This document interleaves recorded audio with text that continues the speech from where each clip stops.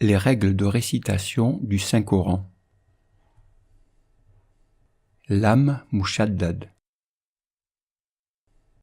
Lam Mushaddad, c'est la lettre Lam avec au-dessus un shadda qui correspond à un doublement de la lettre. On va faire une distinction entre deux situations. La première, c'est lorsque le Lam Mushaddad, donc le Lam avec un shadda au-dessus, se trouve dans le nom d'Allah. Et la seconde, c'est pour tous les autres cas. La différence va porter sur la façon de prononcer le Lam avec le shadda, selon qu'il se trouve à l'intérieur du nom d'Allah ou pas. Si le Lam avec un shadda se trouve dans le nom d'Allah, la règle, c'est que si la lettre qui précède le Lam Mushaddad comporte un fatha ou un dhamma, alors la lettre Lam se prononcera en mettant l'emphase dans la prononciation. D'un point de vue pratique, ça signifie qu'il faut essayer de prononcer le Lam en arrondissant l'intérieur de la bouche. On peut par exemple imaginer qu'on ait une petite balle à l'intérieur de la bouche, la langue va l'enrober et le bout de la langue, l'arrière de la langue va toucher le haut du palais. Si on se place dans cette situation et qu'on essaye de prononcer Lam avec un fatha, on va dire La. On entend bien qu'il y a un effet particulier qui a été ajouté.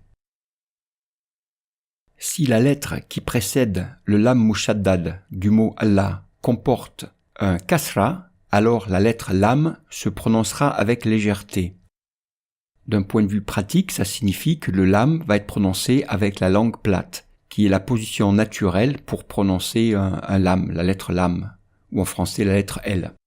On ne cherchera pas à essayer d'arrondir la langue, on va prononcer le Lam naturellement, sans faire d'effort particulier. Lam avec fatha se prononcera La. La différence de prononciation doit être très claire. Si on met un accent ou une exagération, une emphase, on va dire La, sinon c'est La. On va maintenant voir quelques exemples. Innallahu Hududullahi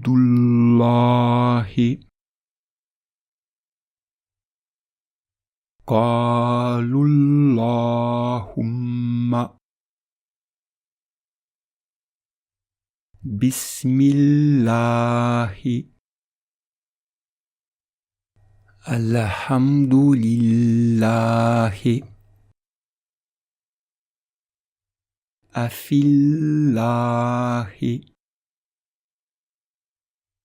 Il faut préciser que, comme dans l'exemple numéro 3, la lettre qui précède Lam Mushaddad, elle porte un dhamma.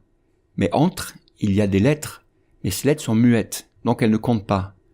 La lettre qui compte, c'est celle qui est en liaison avec le Lam Mushaddad qui se trouve dans le nom d'Allah.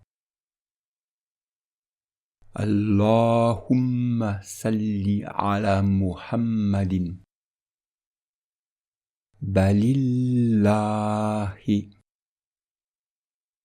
Insha'Allahu.